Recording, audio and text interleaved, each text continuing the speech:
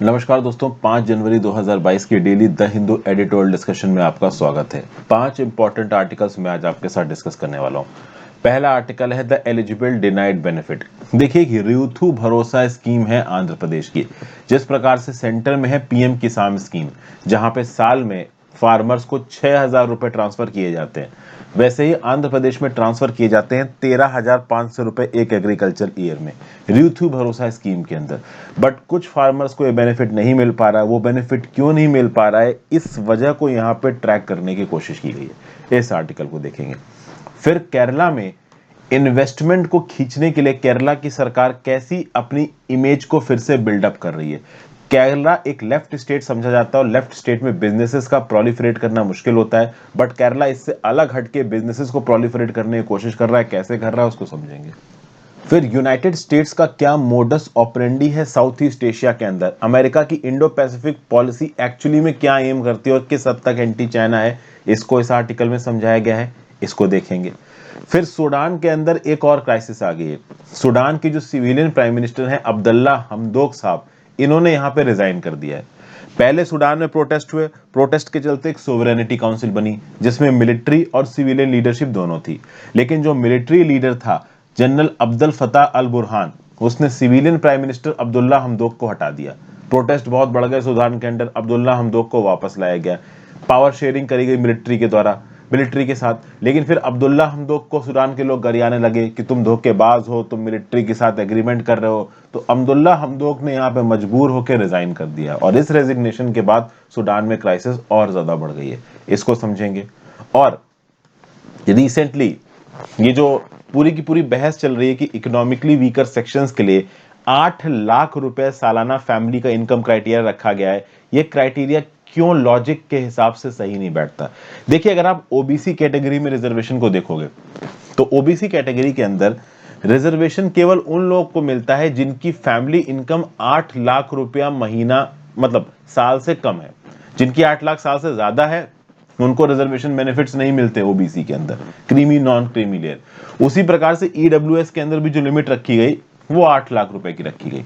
अब सवाल यहां पे ये उठता है कि ओबीसी वाली लिमिट भी 8 लाख है, ईडब्ल्यूएस वाली लिमिट भी 8 लाख है, जबकि ओबीसी कोटा तो इस बेसिस पे जस्टिफाई किया जाता है कि वो सोशली और एजुकेशनली बैकवर्ड है।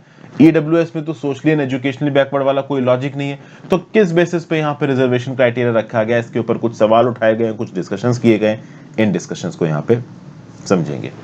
तो अभी के लिए अपने पहले आर्टिकल की तरफ चलते हैं। वो है द बॉटम लाइन इन ब्लिंकन्स फोरे इनटू साउथ ईस्ट एशिया। आगे बढ़ने से पहले वीडियो पे लाइक का बटन दोस्तों, चैनल को शेयर और सब्सक्राइब कर लीजिए अगर अब तक नहीं किया है तो। इंस्टाग्राम पे फॉलो कर लीजिए, टेलीग्राम ग्रुप ज्वाइन कर लीजिए। दोनों ही चीजों का लिंक नीचे डिस्क्रिप्शन बॉक्स में दिया हुआ है। और आप अगर हेल्प करना चाहें तो ज्वाइन बटन दबा के हेल्प कर सकते हैं। It is specifically very very helpful. If possible please click the join button. तो भाई, यूनाइटेड स्टेट्स के secretary of state Antony J Blinken South East Asia में विजिट किया था उन्होंने दिसंबर 2021 में, जब वो पहली बार आपके सेक्रेटरी ऑफ स्टेट बने थे। तो ये जो साउथ ईस्ट एशिया है, इसकी इंपॉर्टेंस यूएस के लिए क्या है, ये इन्होंने रिकॉग्नाइज करने की कोशिश की थी। ब्लिंकन साहब इंडोनेशिया गए, मलेशिया गए, थाईलैंड नहीं जा पाए क्योंकि इनके साथ जो प्रेस, जो मीडिया ट्रेवल करती है, उस मीडिया में किसी एक को कोविड-19 निकल आया था। तो थाईलैंड में थोड़ी देर के लिए लैंड किया, थाईलैंड के डेप्यूटी प्राइम मिनिस्टर के साथ थोड़ी बहुत बातचीत की, इन्होंने रिग्रेट एक्सप्रेस किया और फिर ये वापस यूएस लौट गए। जब ये इंडोनेशिया में थे 14 दिसंबर को, तो यूनिवर्सिटास इंडोनेशिया में इन्होंने एक भाषण दिया और उस भाषण में इन्होंने अमेरिका के जो 5 कोर प्रिंसिपल्स हैं American strategy for a free and open Indo Pacific के, उसके बारे में इन्होंने बताया। एक्चुअली में अमेरिका यहां पे ये बताना चाहता है कि अमेरिका इंडो पैसिफिक के एरोना में बस सिर्फ चाइना के राइज को रोकने की कोशिश नहीं कर रहा है। अमेरिका यहां पे एक रिलायबल पार्टनर बनने की कोशिश कर रहा है। अमेरिका इस पूरे इंडो पैसिफिक रीजन में एक मैसेज भेज रहा है कि इस इंडो पैसिफिक रीजन की जितनी भी कंट्रीज हैं, हम उनको आगे बढ़ने में मदद करेंगे। ऐसा नहीं है कि यूएस चाइना के बीच में जो ट्रेड वॉर चल रहा है, इस ट्रेड वॉर में कोई यूएस की तरफ आ जाओ, कोई चाइना की तरफ चल जाओ, यूएस ने बोल दिया कि ठीक है तुम हमारी तरफ नहीं तो किसी की तरफ नहीं, इस प्रकार की कोई भी बात यूएसए नहीं कर रहा है। यूएसए ये बोल रहा है कि भाई हर कंट्री अपने हिसाब से डिसीजन ले सकता है, अपने पार्टनर्स को चुन सकता है। यूएस की अप्रोच ये रहेगी कि वो कंट्रीज को सेल्फ रिलायबल होने में, सेल्फ सस्टेनेबल होने में मदद करेंगे। लेकिन कहीं ना कहीं चाइना का थ्रेट तो देखो यहां पे है ही। अगर आप देखो तो चाइना का aggressive behaviour North East Asia में, Mekong river to Pacific islands, South China Sea को पूरा का पूरा अपना बना देना, ऐसे स्टेप्स लेना जैसे कि अपनी करेंसी को डिवैल्यू करके अपने एक्सपोर्ट्स को बढ़ाना, सस्ते सस्ते और कह लो कि आप कह लो अनक्लियर छुपे हुए लोन्स को बांटना, बेल्ट एंड रोड इनिशिएटिव के थ्रू कंट्रीज को अपने डेट ट्रैप में फंसाना। तो ये सारी जो ओवरऑल आप कह सकते हो चाइना की टैक्टिक्स हैं, पूरी दुनिया को पता है। प्लस चाइना ओन जो कॉर्पोरेशन है, चाइनीज गवर्नमेंट ओन कॉर्पोरेशन को चाइना की सरकार भयंकर सब्सिडीज देती है, जिसके चलते वो दुनिया भर की one of the biggest companies बन गई हैं और कंपनी के ऊपर चाइनीज गवर्नमेंट का कंट्रोल है। अब रही बात अगर यूएस और चाइना के कंपटीशन की इंडो पैसिफिक में, तो भाई ये फुल स्विंग में है और आगे भी फुल स्विंग में रहने वाला है। खासकर ये जो एशियन नेशंस हैं, यूएस और चाइना अपने अपने तरीके से एशियन नेशंस को अपनी तरफ खींच रहा है। चाइना का तो सिंपल लॉजिक है, इकोनॉमिक इंफ्रास्ट्रक्चर डेवलप करो। चाइना अपने बेल्ट एंड रोड इनिशिएटिव्स के थ्रू कंट्रीज को लोन देता है और ओवरसी बात है वही लोन ये कंट्रीज चाइना की कंपनियों को देती है, चाइना की कंपनी जाके इन कंट्रीज में कंस्ट्रक्शन करती है। फॉर एग्जांपल लाओस में, ठीक है, कंबोडिया में चाइना की कंपनीज गई और लाओस और कंबोडिया को उधार दिया बिलियंस ऑफ डॉलर्स में। उसी उधार के पैसों से लाओस और कंबोडिया ने चाइना की कंपनी को पैसा दिया और चाइना की कंपनी ने इकोनॉमिक इंफ्रास्ट्रक्चर बनाया कहां, लाओस और कंबोडिया में। तो पैसा तो चाइना के अंदर रह गया, चाइना इंटरेस्ट भी खा रहा है और इन एसेट्स के थ्रू जो पैसा आगे आएगा वो भी चाइना यहाँ पे खाएगा और जो चाइना की हार्ड पावर है वो तो बनी रही है यहाँ पे। तो इस पर्टिकुलर मोडस ऑपरेंडी को तोड़ने के लिए यूएस लेके आया है build back better world initiative और ब्लू डॉट नेटवर्क, और इन दोनों नेटवर्क्स के थ्रू यूएस इस साउथ ईस्ट एशिया और एशियन कंट्रीज की मदद कर रहा है डेवलप करने में, ग्रो करने में।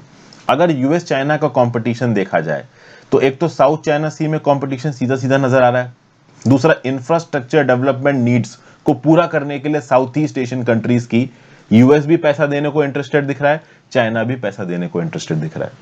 प्लस यूएस यहां पे पूरी तरीके से चाइना को पुश बैक कर रहा है। US freedom of navigation operation कर रहा है disputed waters of the South China Sea में। यूएस का बोलना है कि जो पूरा का पूरा साउथ चाइना सी को अपना बताता है चाइना, ये अनलॉफुल और स्वीपिंग मैरीटाइम क्लेम्स हैं और हम इन क्लेम को कभी भी नहीं मानेंगे। तो ये सब बातें ओवरऑल यहां पे चल रही हैं, ठीक है। अगर साउथ चाइना सी पूरी तरीके से बीजिंग क्लेम कर लेता है तो जो $3 ट्रिलियन का कॉमर्स मूव करता है साउथ चाइना सी के अंदर वो खतरे में आ जाएगा। देखिए साउथ चाइना सी इंटरनेशनल वाटर से तो कोई भी कभी भी अपना कॉमर्शियल शिप वहां से लेके जा सकता है। कल की डेट में साउथ चाइना सी को अपना ही बता देगा चाइना, तो चाइना कहने लगेगा कि ये कॉमर्शियल शिप यहां से निकलेगा, ये नहीं निकलेगा, तो गड़बड़ हो जाएगा। Plus 9 dash line, South China Sea में जो 9 डैश लाइन है उसके बीच का इलाका पूरा चाइना अपना बोलता है, इसको मना कर दिया था उनक्लोज ने, United Nations convention on the law of the seas tribunal ने, और उसी रूलिंग को चाइना से मानने से मना कर दिया। लेकिन यूएस ओपनली बोलता है कि वो रूलिंग सही थी, हम चाइना के एग्रेसिव बिहेवियर को बर्दाश्त नहीं करेंगे। हालांकि चाइना का बेल्ट एंड रोड इनिशिएटिव बहुत हद तक सक्सेसफुल भी रहा है। कंबोडिया और लाओस जैसी कंट्रीज ओपनली चाइना को डिफेंड करती हैं और चाइना के साथ रिश्ते बनाने में इंटरेस्टेड लगती हैं। इंडोनेशिया और वियतनाम जैसी कंट्रीज में भी चाइना की कंपनी पोर्ट और रेलवे कनेक्टिविटी के प्रोजेक्ट्स बना रही हैं। भले ही साउथ चाइना सी को लेके वियतनाम और इंडोनेशिया दोनों की बोटों को डुबा चुका है चाइना। तो कुल मिला के इंफ्रास्ट्रक्चर नीड्स पे, पोर्ट बनाने के लिए, रोड्स बनाने के लिए, पावर ग्रिड्स बनाने के लिए, ब्रॉडबैंड बनाने के लिए, जो एशियन कंट्रीज की और साउथ ईस्ट एशियन कंट्रीज की डिपेंडेंस है चाइना के ऊपर, उस डिपेंडेंस को कम करने की कोशिश कर रहा है यूएसए। और यूएस यहाँ पे अलग अलग मैकेनिज्म्स के थ्रू पैसा देने की कोशिश कर रहा है। यूएस ने यहाँ पे पॉइंट आउट किया कि जो क्वाड ग्रुपिंग है, क्वाड के मेंबर्स ने $48 बिलियन की गवर्नमेंट बैक फाइनेंसिंग दी है एशियन नेशंस को, ताकि वो हद से ज्यादा चाइना के ऊपर डिपेंडेंट ना हो। Build back better world initiative और ब्लू डॉट नेटवर्क के भी थ्रू भी यूएस यहाँ पे कॉम्प्रिहेंसिव इकोसिस्टम और इकोनॉमिक फ्रेमवर्क डेवलप करने की कोशिश कर रहा है एशियन में, साउथ ईस्ट एशिया में, ताकि चाइना के ऊपर ये जो ओवर रेजिलियंस है ये यहाँ पे ना रहे। अब ये जो ओवरऑल इनिशिएटिव्स हैं यूएस के, ये कितने सक्सेसफुल होंगे ये तो भाई देखो आगे आने वाले समय में ही पता चलेगा, क्योंकि यूएस का टारगेट है free and open Indo Pacific. और ऑब्वियस ही बात है चाइना के रहते हुए कभी भी फ्री और ओपन तो नहीं रह सकता, लेकिन चाइना के लिए भी और यूएस के लिए भी एशियन और इंडो पैसिफिक ये दोनों ही स्फीयर्स बहुत इंपॉर्टेंट है। और इन स्फीयर्स में मिलिटराइजेशन से ज्यादा इकोनॉमिक इन्वेस्टमेंट आगे आने वाले समय में इफेक्टिव होने वाली है। लेट्स सी यहाँ पे यूएस जीतता है या चाइना जीतता है। हालांकि जीतेगा कोई भी नहीं, सब बैलेंस में ही चलने वाला है यहाँ पे। नेक्स्ट आर्टिकल में चलते हैं। Transition in parallel, the military should end the crackdown in Sudan and pave the way for democracy. Recently Sudan के civilian prime minister Abdalla Hamdok साहब ने रिजाइन कर दिया और ये बिल्कुल भी अच्छी न्यूज नहीं है। अब्दुल्ला हमदोक साहब एक पॉपुलर लीडर थे। शुरुआत में जब सूडान उमर अल बशीर की डिक्टेटरशिप के अंदर था तो मास प्रोटेस्ट शुरू हुए 2018 में। 2018 में जब मास प्रोटेस्ट शुरू हुए तो उमर अल बशीर को हटा दिया गया, लेकिन जो मिलिट्री जनरल्स थे उन्होंने ताकत अपने हाथ में रखी। तो इन मिलिट्री जनरल्स ने सोवरेनिटी काउंसिल बना दी और इस सोवरेनिटी काउंसिल में मिलिट्री लीडर्स भी थे और सिविलियन लीडर भी थे। एक सिविलियन लीडर थे यहाँ पे अब्दुल्ला हमदोक साहब। अब धीरे धीरे करके ये सिविलियन लीडर्स पावर को कंसोलिडेट कर रहे थे। देखिए डेमोक्रेसी क्या है, इंडिया एक प्रॉपर डेमोक्रेसी है, यूएस एक प्रॉपर डेमोक्रेसी, और इन डेमोक्रेसीज के अंदर आप देखोगे कि मिलिट्री, नेवी, एयरफोर्स वही करती है जो उनकी सिविलियन लीडरशिप बोलती है। तो इंडिया के में हमारे प्राइम मिनिस्टर साहब और उनकी कैबिनेट जो बोलेगी वही करेंगे हमारी मिलिट्री, नेवी, एयरफोर्स। यूएस के अंदर भी जो बाइडेन बोलेंगे और जो उनका house of representative senate decide करेगा वही करेगा यूएस की मिलिट्री। लेकिन सूडान के अंदर मिलिट्री ही ताकत में बैठी है। तो प्रॉपर डेमोक्रेसी में सिविलियन लीडरशिप्स ताकत में होते हैं। इन सिविलियन लीडरशिप्स को देश के लोग चुनते हैं और ये सिविलियन लीडरशिप मिलिट्री को इंस्ट्रक्शंस देते हैं। बट सूडान में जो जनरल हैं भाई, ये जनरल ताकत अपने हाथ में लेके बैठे हैं। जनरल का नाम क्या है यहाँ पे, तो ये है भाई आपके जनरल अब्दुल फताह अल बुरहान। जनरल अब्दुल अल फताह अल बुरहान सोवरेनिटी काउंसिल में थे। जब उनको लगा कि सोवरेनिटी काउंसिल में ये सिविलियन लीडर्स ज्यादा ताकतवर हो रहे हैं तो इन्होंने सोवरेनिटी काउंसिल को ही डिसॉल्व कर दिया और कूप कर दिया, तख्ता पलट कर दिया। अब जब तख्ता पलट हो गया तो जितने भी प्रोटेस्टर्स थे वो सड़क पर उतर आए और वो बोलने लगे ये ना चल पाएगा भाई, ये सरकार नहीं चल पाएगी मिलिट्री की। मिलिट्री को जब लग गया कि भाई ओवरऑल मिलिट्री लीडरशिप नहीं चल पाएगी, तब मिलिट्री ने फिर से यहां पे मिस्टर अब्दुल्ला हमदोक को रीइंस्टेट किया और इनसे बोला कि भाई आप वापस आ जाओ, और एक प्रकार का पावर शेयरिंग एग्रीमेंट कर लिया। अब अब्दुल्ला हमदोक ने थोड़ी रियलिस्टिक पना दिखाया। उन्होंने बोला कि चलो ठीक है, मिलिट्री से सीधे नहीं लड़ते हैं, पावर शेयर करके धीरे धीरे चीजों को आगे ले जाने की कोशिश करते हैं। लेकिन जो बाकी ग्रुप से सूडान के अंदर जो लोग हैं सूडान के अंदर, वो अब्दुल्ला हमदोक से नाराज हो गए। वो अब्दुल्ला हमदोक को धोखेबाज बुलाने लगे, ट्रेटर बुलाने लगे। लोगों का बोलना है कि हम मिलिट्री राज के अंदर नहीं रहेंगे, हमको प्रॉपर डेमोक्रेसी चाहिए। और अब्दुल्ला हमदोक लंबे समय तक समझाने की कोशिश करते रहे। एंड में जब अब्दुल्ला हमदोक को लगा कि भाई जरूरत से ज्यादा प्रोटेस्ट हो रहे हैं और उनके समझाने का कोई फर्क नहीं पड़ रहा है, तो अब्दुल्ला हमदोक ने यहाँ पे प्राइम मिनिस्टर के पद से रिजाइन कर दिया। अब मिलिट्री को समझ में नहीं आ रहा है करें क्या, क्योंकि पहले अब्दुल्ला हमदोक सिविलियन प्राइम मिनिस्टर थे, इनको रीइंस्टेट किया गया। जब इनके राज को भी बेसिकली देखिए, मिलिट्री अपने आप को ताकत में रखना चाहती है, मिलिट्री अपनी पावर्स को सरेंडर नहीं करना चाहती। अब जब मिलिट्री अपनी पावर्स को सरेंडर नहीं कर रही तो पूरी तरीके से डेमोक्रेसी नहीं आ सकती। लोग पूरी तरीके से डेमोक्रेसी चाहते हैं, लोग बीच का कोई एग्रीमेंट चाहते ही नहीं है। अब्दुल्ला हमदोक का पिक्चर से बाहर हो चुके हैं। तो अब कौन सा नया लीडर आएगा, ये कैसे डिसाइड होगा। पहले तो क्या था, ऐसा बोला गया था कि सोवरेनिटी काउंसिल के साथ एक लेजिस्लेटिव काउंसिल भी बनाई जाएगी। ये लेजिस्लेटिव काउंसिल प्राइम मिनिस्टर को चूज करेगी और प्राइम मिनिस्टर के चूजमेंट को सोवरेनिटी काउंसिल असेंट करेगा। लेकिन ये लेजिस्लेटिव काउंसिल तो बनी ही नहीं सूडान के अंदर। तो अब जो भी प्राइम मिनिस्टर बनाया जाएगा वो ऑब्वियस सी बात है मिलिट्री के द्वारा बनाया जाएगा। और ऑलरेडी जब प्रधानमंत्री अब्दुल्ला हमदोक के रूल से लोग खुश नहीं थे, तो मिलिट्री अब यहां पे किसी भी प्राइम मिनिस्टर को अपॉइंट कर दे, लोग यहां पे खुश होने वाले नहीं हैं। तो प्रॉपर तरीके से एक लेजिस्लेटिव काउंसिल चुनी जाए, वो लेजिस्लेटिव काउंसिल एक प्राइम मिनिस्टर को अपॉइंट करे, फिर उस प्राइम मिनिस्टर को सोवरेनिटी काउंसिल एग्री करे, तब जाके सूडान में एक प्रॉपर प्राइम मिनिस्टर बनेगा। तो ये जो प्रोटेस्टर्स हैं ये अपना प्रोटेस्ट जारी रखने वाले हैं। हालात बहुत ज्यादा खराब है सूडान के। सूडान में इन्फ्लेशन 400% क्रॉस कर चुका है।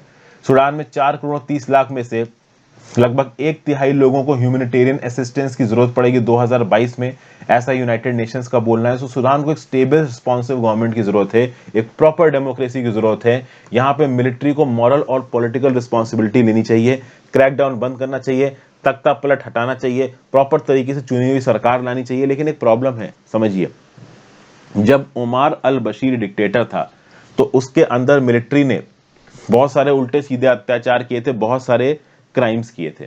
अब अगर कल की डेट में डेमोक्रेसी आती है तो वो डेमोक्रेसी इन मिलिट्री लीडर्स को अकाउंटेबल करेगी, और ये मिलिट्री लीडर्स कभी भी अकाउंटेबल नहीं होना चाहेंगे। जब आपके हाथ में ताकत होती है ना, आप कभी भी ताकत छोड़ना नहीं चाहते हो।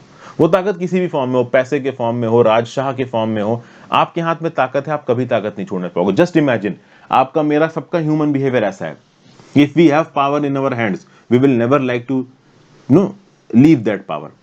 वही चीज यहां पे है। अभी के लिए सूडान के अंदर मिलिट्री के पास पावर है, मिलिट्री इस पावर को छोड़ना नहीं चाहती, क्योंकि मिलिट्री जानती है कि हमने आज की डेट में ये पावर अगर छोड़ दी तो कल की डेट में हमें ये रिस्पॉन्सिबल ठहराया जाने लगेगा। तो लेट्स सी क्या निकल के आता है, क्या आगे आने वाले समय में होने वाला सूडान के अंदर। अभी तो देखिए कुछ नहीं कहा जा सकता, आगे देखते हैं क्या होता है। फिर अगला आर्टिकल है इनएडिक्वेट response. The 8 lakh income criteria to identify economically weaker sections are not reasonably explained by the government.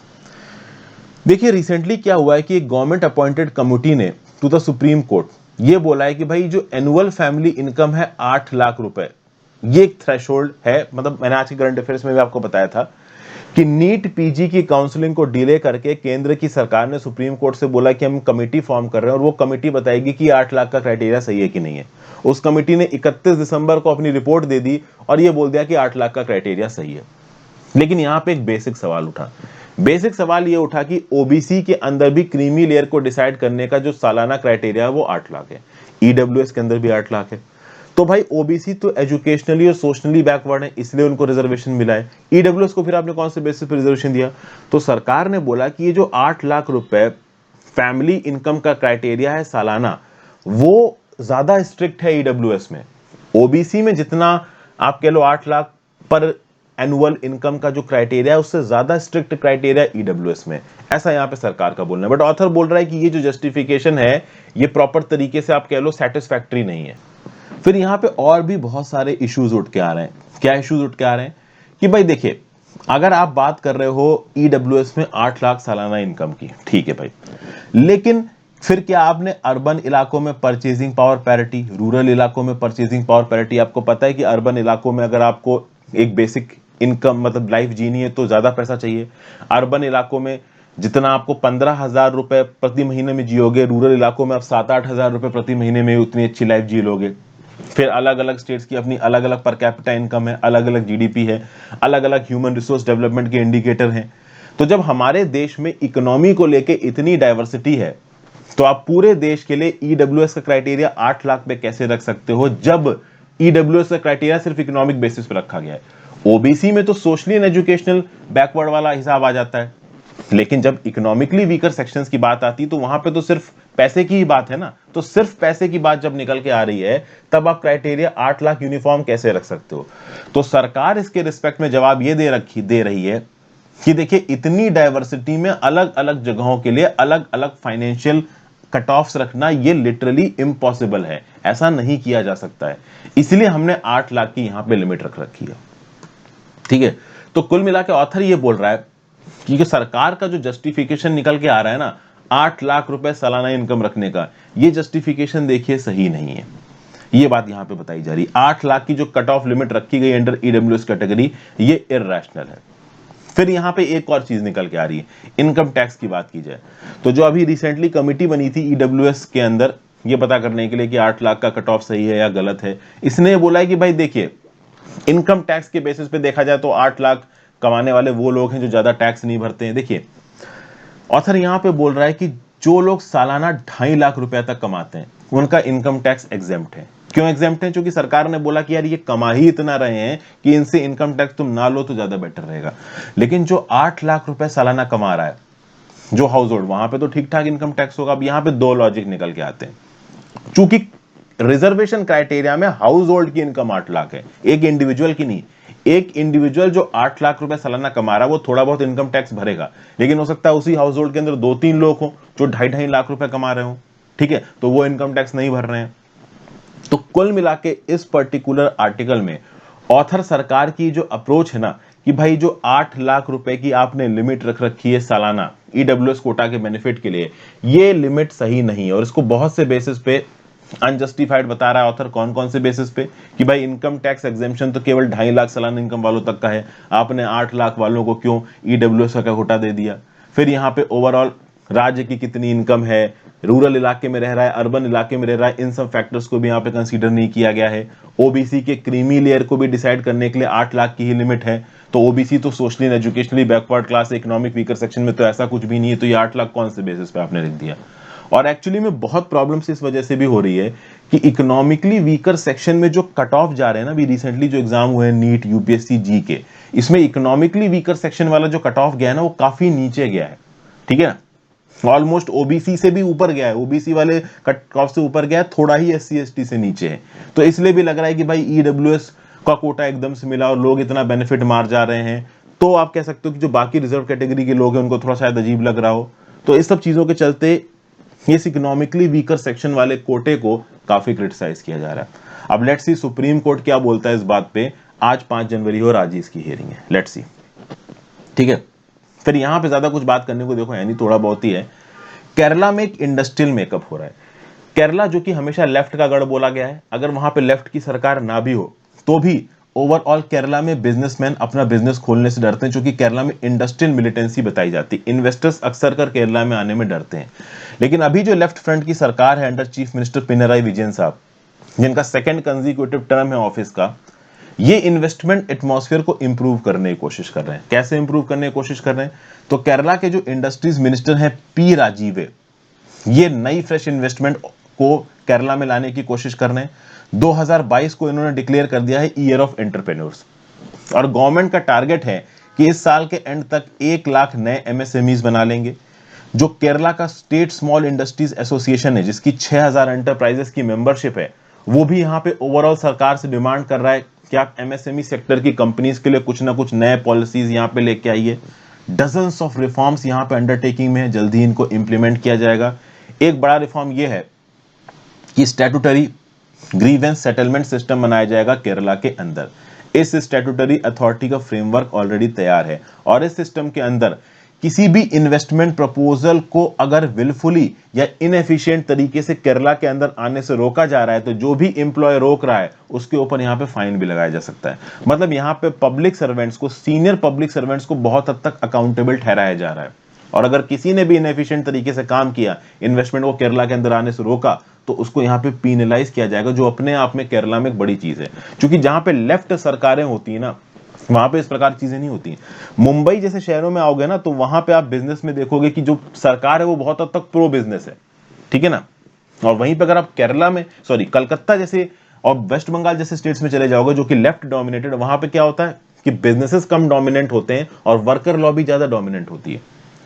Kerala को हमेशा से लेफ्ट स्टेट समझा गया है, लेकिन केरला के अंदर अब एम्प्लॉयज को अकाउंटेबल किया जा रहा है, और जो बिजनेसेस हैं उनको एक पुश दिया जा रहा है कि आप आगे बढ़ो। फिर रिसेंटली क्या हुआ है कि इंडस्ट्रीज डिपार्टमेंट ने एमएसएमईज को इंडक्ट किया है in the industries department platform के स्विफ्ट। देखिए, एक प्लेटफॉर्म खोला गया है केरला के अंदर, single window interference for fast and transparent clearance. तो इस पर्टिकुलर ऑनलाइन सॉफ्टवेयर के अंदर 50 करोड़ तक की अगर कोई इन्वेस्टमेंट है और वो इन्वेस्टमेंट रेड कैटेगरी में नहीं आती है पॉल्यूशन कंट्रोल बोर्ड के, तो उसको ऑटोमेटिकली 3 साल के लिए अप्रूवल मिल जाएगा केरला के अंदर। मतलब कि इन्वेस्टमेंट को लाने के लिए केरला बहुत हद तक यहां पे फैसिलिटेशन कर रहा है। 5 जनवरी को एक डैशबोर्ड यहां पे इनॉग्रेट किया जा रहा है, ताकि real time industrial developmental activities को बताया जा सके। तो रियल टाइम में किन किन बिजनेसेस ने केरला में अपना धंधा खोलने के लिए एप्लीकेशन दी, उनकी एप्लीकेशंस के अगेंस्ट क्या क्या कंप्लेंट्स आई, उनको अप्रूवल मिला नहीं मिला, कौन कौन सी गवर्नमेंट स्कीम्स हैं इन इन्वेस्टमेंट्स के लिए, इन सब चीजों की प्रॉपर जानकारी एक डैशबोर्ड में मिल जाएगी, जिस डैशबोर्ड को आज ही 5 जनवरी को इनॉग्रेट किया जा रहा है केरला के अंदर। तो केरला के अंदर एक प्रकार की केरला ब्रांड बनाई जा रही है, जिस ब्रांड के तहत केरला के अंदर ज्यादा से ज्यादा इन्वेस्टमेंट लाने की कोशिश करी जा रही है। जो केरला के स्टेट स्मॉल इंडस्ट्रीज एसोसिएशन के जो हेड हैं एम खालिद, जो जनरल सेक्रेटरी हैं के जोसेफ साहब, उन्होंने बोला है कि इस प्रकार की जो सरकारी स्टेप्स हैं वो केरला के बिजनेस इन्वायरमेंट को बहुत अच्छा पुश देंगे, और ये जरूरी भी है क्योंकि पैंडेमिक के समय पे ये बिजनेस इन्वायरमेंट को खासा नुकसान लगा है। अगर देखा जाए तो केरला में 1.25 लाख एमएसएमईज ऑपरेशनल है, जो कि ऑन एन एवरेज 7 से 8 लोगों को एम्प्लॉयमेंट देते हैं।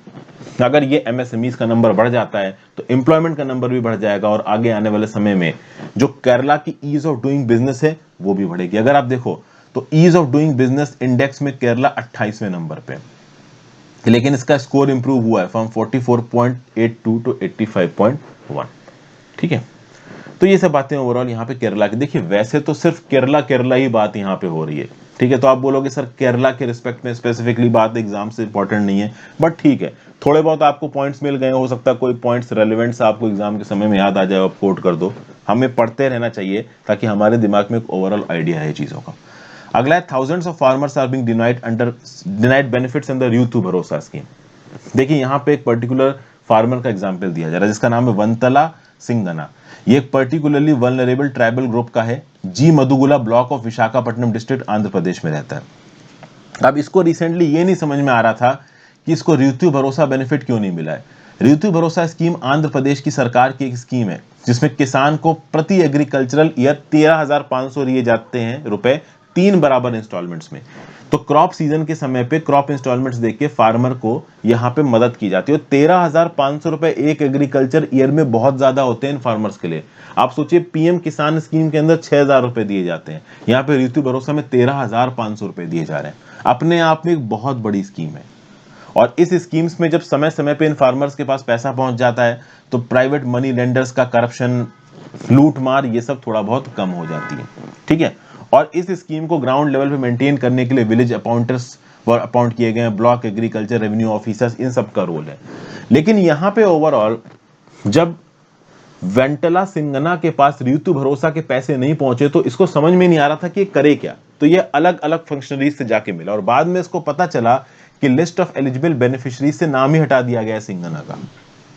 तो ये जो ये जो आर्टिकल जिन ऑथर्स ने लिखा है, जिनका नाम है आपका वेंकट कृष्ण कग्गा और चंद्राकर बुद्धा, ये एक्चुअली में लिबटेक इंडिया के लिए काम करते हैं। तो लिबटेक इंडिया ने भी यहाँ पे एक सर्वे करवाया और इस सर्वे में लिबटेक इंडिया को यह पता चला है कि रिसेंटली आंध्र प्रदेश ने second instalment of benefit release किया अक्टूबर 2021 का। एक्चुअली में 5,660 फार्मर पेमेंट्स अभी पेंडिंग है। बेसिकली 5,660 फार्मर पेमेंट्स बहुत सारे टेक्निकल रीजंस की वजह से रिजेक्ट हुई थी, जिसमें से 5,029 अभी अनरिजॉल्व है, बाकी को रिजॉल्व कर लिया गया। ये जो पेमेंट्स होती है ना, वो national payment corporation of India के सॉफ्टवेयर के थ्रू होती हैं और सॉफ्टवेयर मैपिंग फेलियर्स की वजह से ही यहां पे ये पेमेंट्स नहीं जा पाती हैं। और इस प्रकार की प्रॉब्लम पीएम किसान स्कीम में भी देखने को मिली है। लेकिन ऑथर यहां पे बता रहा है कि पीएम किसान स्कीम में चीजों को जल्दी रिजॉल्व कर लिया गया है, ऋतु भरोसा स्कीम में प्रॉब्लम आ रही है। और आप कह लीजिए ऋतु भरोसा स्कीम के अंदर 4.61 करोड़ तो सेकंड इंस्टॉलमेंट, 2 इंस्टॉलमेंट्स का बाकी हो, 40 लाख रुपए तीसरी इंस्टॉलमेंट में किसानों का नुकसान हो सकता है। मतलब ओवरऑल 5 करोड़ रुपए के कम ट्रांसफर्स जाएंगे लोगों के अकाउंट में ऋतु भरोसा स्कीम की कुछ इनएफिशिएंसीज की वजह से। क्या इनएफिशिएंसीज है? देखिए मान लीजिए किसी का बैंक अकाउंट ठीक तरीके से एनपीसीआई के सॉफ्टवेयर मैपिंग से मैप नहीं है, तो उसको करेक्ट कराने का समय मिलना चाहिए फार्मर्स को। पहले क्या था कि 1 साल तक का समय था, अब केवल 4 से 6 महीने का समय है। अब वंटला सिंगना जैसे फार्मर्स ने क्या किया कि 4 से 6 महीने के समय के अंदर अपने बैंक अकाउंट के जो भी सॉफ्टवेयर ग्लिचेस थे इनको करेक्ट नहीं कराया। करेक्ट नहीं करवाने की वजह से हुआ ये कि ऋतु भरोसा स्कीम के जो एलिजिबल बेनिफिशियरीज के नामों की लिस्ट थी ना, इस लिस्ट से ही हटा दिया गया किसको, वंतला सिंगना को। ये प्रॉब्लम यहां पे हो गई। फिर यहाँ पे और भी बहुत सी प्रॉब्लम है भाई, banking infrastructure, mobile, road connectivity, ये बहुत हद तक लिमिटेड है। फिर बहुत हद तक जो सेटलमेंट प्रोसीजर है इसके बारे में अवेयरनेस नहीं है फील्ड फंक्शनरीज के बीच में, बैंक एम्प्लॉयज के बीच में। ना ही केंद्र सरकार ने ना ही राज्य सरकार ने कोई रिटन रूल्स पब्लिश किए हैं ब्लॉक और पंचायत लेवल अथॉरिटीज के लिए कि अगर बैंक के लेवल पे पेमेंट रिजेक्शंस हो रहे हैं तो इनको कैसे सॉर्ट आउट करना है। ठीक है, फिर 4 से 6 महीने बीत जाते हैं और राज्य की सरकारों की जो ऋतु भरोसा स्कीम के एलिजिबल लिस्ट ऑफ बेनिफिशियरीज हैं इनको अमेंड कर दिया जाता है, नामों को बेनिफिशियरीज की लिस्ट से हटा दिया जाता है। ये भी फील्ड रियलिटीज को देखे बिना किया जा रहा है and this is a violation of PESA act, provisions of the panchayat extension to scheduled areas act. यहां पे ग्राम सभा को रिस्पॉन्सिबिलिटी लेनी चाहिए थी और ग्राउंड लेवल पे इस बात को एंश्योर करना चाहिए था कि जिनके भी पेमेंट रिजेक्ट हो रहे हैं उनको प्रॉपर तरीके से मैप कराया जाए और पेमेंट पहुंचाया जाए। यहां पे बहुत हद तक गलती आधार पेमेंट ब्रिज सिस्टम की है जिसको पहले भी यहां पे रिस्पॉन्सिबल ठहराया गया है। तो कुल मिला के अगर पेमेंट फेलियर हो रहा है तो this has been due to bad planning of state government and central government. दोनों को मिलकर यहाँ पे इन्वॉल्व होकर चीज़ों को सॉर्ट आउट करने की कोशिश करनी चाहिए। और सबसे खास बात यहाँ पे ये है कि जो भी इंप्लॉयज इन्वॉल्व है यहाँ पे इस ट्रांसफर के लिए, उनकी अकाउंटेबिलिटी तय करना जरूरी है। चाहे department of agriculture and tribal welfare हो, चाहे ग्राम सेक्रेटरी हो, चाहे वार्ड सेक्रेटरी हो, चाहे UIADI यानी unique identification authority of India और national payment corporation of India, इनके ऑफिसर्स हैं। जो भी ऑफिसर्स यहाँ पे ट्रांसफर की रिस्पॉन्सिबिलिटी देख रहे हैं, अगर वो सही समय पे इशू को सॉर्ट आउट नहीं कर पा रहे हैं तो they should be held accountable for these bank rejections. But चूंकि कोई अकाउंटेबल है नहीं, तो नुकसान यहाँ पे उस फार्मर का हो जाता है। वो फार्मर कभी भी उस गैप्स और कॉम्प्लेक्सिटीज को समझ नहीं पाता, क्योंकि वो एक किसान है, ज्यादा पढ़ा लिखा है नहीं, बैंकिंग प्रोसेस उसको ज्यादा पता नहीं है। तो अगर सरकार यहाँ पे चीजें डिजिटलाइज कर रही है, तो डिजिटलाइजेशन सही तरीके से ग्राउंड लेवल पे इंप्लीमेंट हो, ये भी सरकार की रिस्पॉन्सिबिलिटी है, जो कि सरकार पूरा नहीं कर पा रही है। तो ये था पूरा का पूरा discussion. Thank you for watching friends. ज्यादा से ज्यादा लोग साथ वीडियो को शेयर करिएगा। आप अपने व्यू पॉइंट नीचे कमेंट बॉक्स में दे सकते हैं। इंस्टाग्राम पे फॉलो कर लीजिए, टेलीग्राम ग्रुप ज्वाइन कर लीजिए। दोनों ही चीजों का लिंक नीचे दिया हुआ है। Have a great day friends, goodbye, take care.